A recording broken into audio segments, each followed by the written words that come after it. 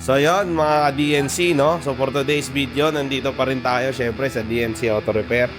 So papakita ko sa inyo tong ginagawa namin na R50. So ito, ginagayak namin to pang disyerto. Okay. So ano ba yung mga ano dito? Tutur ko kayo sa mga ginawa rin sa sakyan na to.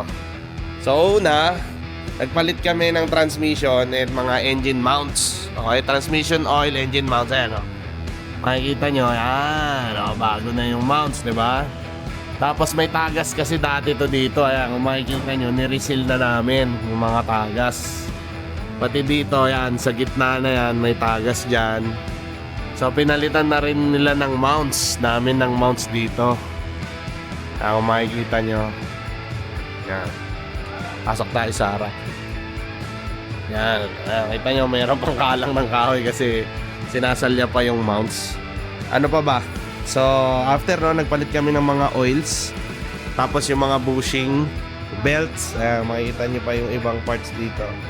Ayan, transmission oil, hindi pa tapos. Ayan, gumamit tayo ng Nissan Automatic Transmission Matic D. Differential na ilagay na. So, itong belts na lang ikakabit natin kasi medyo may kalumaan na yung belts.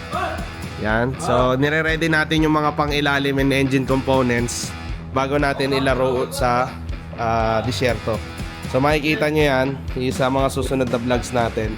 So show natin yung R50 regarding sa performance niya sa disyerto.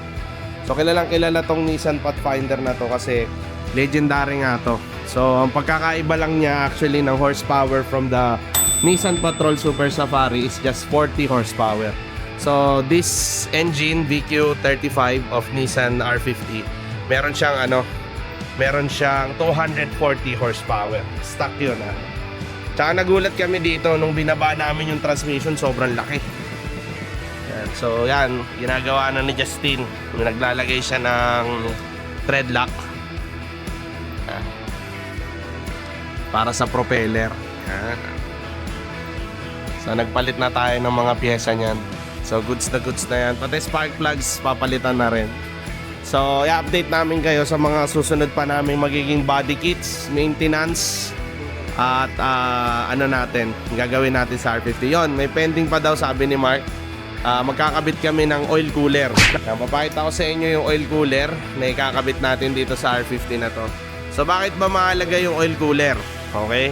So oil cooler, ang trabaho niyan, yan ang nagpapalamig ng langis. So especially kapag ikaw nasa disyerto ka, syempre mainit yung temperature at nandito tayo sa Middle East. Usually, temperature here is around 50 degrees Celsius during summer season.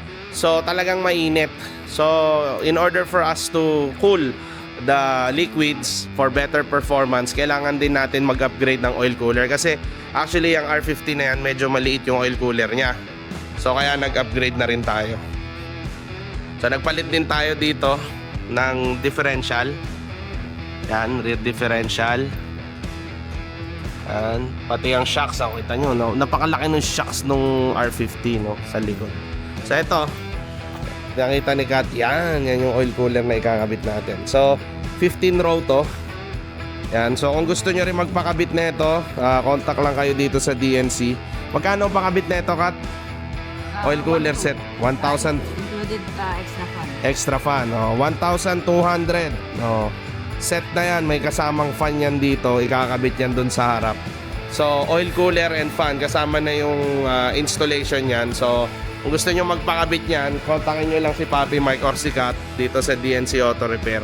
So para may schedule po yung yung inyong maintenance. Yan. So update natin kayo dyan sa magiging performance yan. So dumako naman tayo dito sa kabila. So yan, makikita nyo si Mamu, the master mechanic, the mechanic manager. Yan si Mamu. Ginagawa ni Mamu is Pajero. What you are doing here, Mo? Steering fuel pump. Steering pump. Okay. Public? Loud change. Change. Steering pump change daw. What else? That's all? Yan. So sa mga Pajero owners din natin na nagtitiwala sa DNC Auto Repair, so dalhin nyo lang po, schedule tayo kasi medyo puno po tayo, no? So pasensya na rin sa mga nagme-message sa amin sa Facebook page. Talagang puno po talaga kami. So as much as we want na mas pagserbisyohan po namin kayo, talagang kailangan po namin munang tapusin yung mga nakapila technically. Pero syempre, sa awa ng Panginoon, in Jesus name, makakapag-expand tayo para mas maserbisyohan po namin kayo ng mas, mas marami.